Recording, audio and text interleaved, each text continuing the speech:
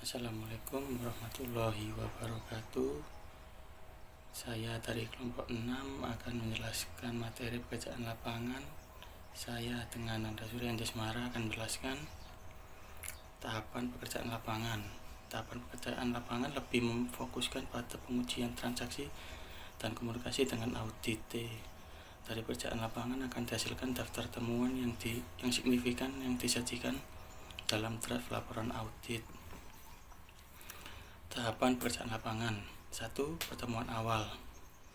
Pertemuan awal, auditor diharapkan memperoleh gambaran mengenai audit atau sistem yang akan diaudit, sumber daya yang tersedia, dan informasi lain yang relevan. 2. Pengujian transaksi. Transaksi akan diuji menggunakan berbagai teknik, termasuk sampling, agar auditor dapat menilai pengendalian internal berjalan dengan efektif melalui pengujian pengendalian dan pengujian substantif. 3. Komunikasi audit. Auditor akan menginformasikan tentang kemajuan audit selama proses berlangsung. 4. Pertemuan akhir. Setelah menyelesaikan pekerjaan lapangan, auditor akan bertemu dengan audite untuk membahas temuan awal dan rekomendasi yang diusulkan. Evaluasi merupakan tahap yang paling penting dalam setiap penugasan audit karena memberikan kesempatan bagi auditor untuk menerapkan kreativitas profesional secara maksimal. Saya Eva Rostauli akan menjelaskan tentang teknik evaluasi. Yang pertama ada bagan alir, yaitu membantu auditor untuk memperoleh pemahaman yang baik mengenai proses yang akan dievaluasi. Yang kedua ada internal control questionnaires, yaitu menuntun auditor untuk bertanya tentang internal control khusus atau umum kepada manajemen auditor. Yang ketiga ada internal control evaluation system, sama seperti internal control questionnaires, tetapi lebih menekankan pada aspek sistem informasi yang akan diterapkan oleh auditor. Yang terakhir ada pengujian transaksi yang umumnya digunakan untuk memastikan semua kebijakan dan prosedur pengendalian yang diterapkan telah diikuti dalam memproses transaksi. Selanjutnya ada bukti audit.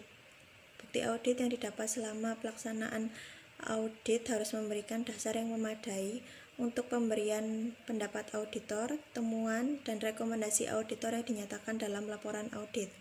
Auditor diwajibkan untuk bertindak secara objektif, menjalankan kemahiran profesional dengan cermat dan seksama, dan mengumpulkan informasi yang cukup dan bermanfaat untuk memberikan dasar yang kuat atas temuan dan rekomendasi. Saya Amelia Putri akan menjelaskan tentang kriteria bukti. Yang pertama, cukup.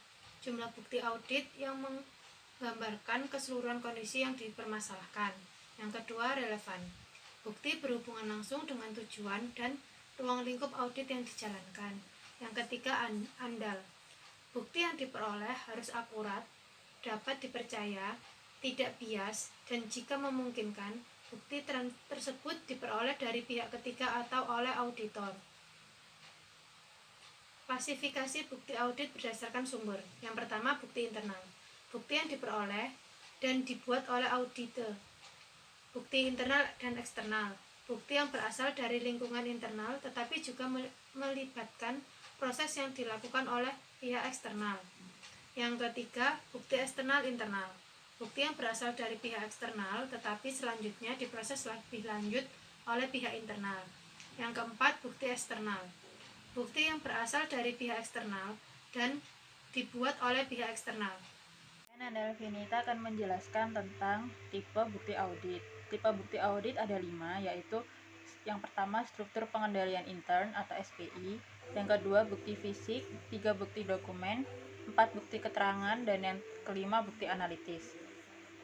Teknik pengujian. Teknik pengujian ada 13 cara, yaitu yang pertama ada wawancara, kedua pengujian audit, 3 seleksi, 4 pertanyaan, 5 inspeksi, 6 diagram, 7 pemodelan, 8 observasi, 9 konfirmasi, 10 analisis, 11 vouching, 12 tracing, dan 13 scanning. Sekian presentasi dari kelompok kami. Wassalamualaikum warahmatullahi wabarakatuh.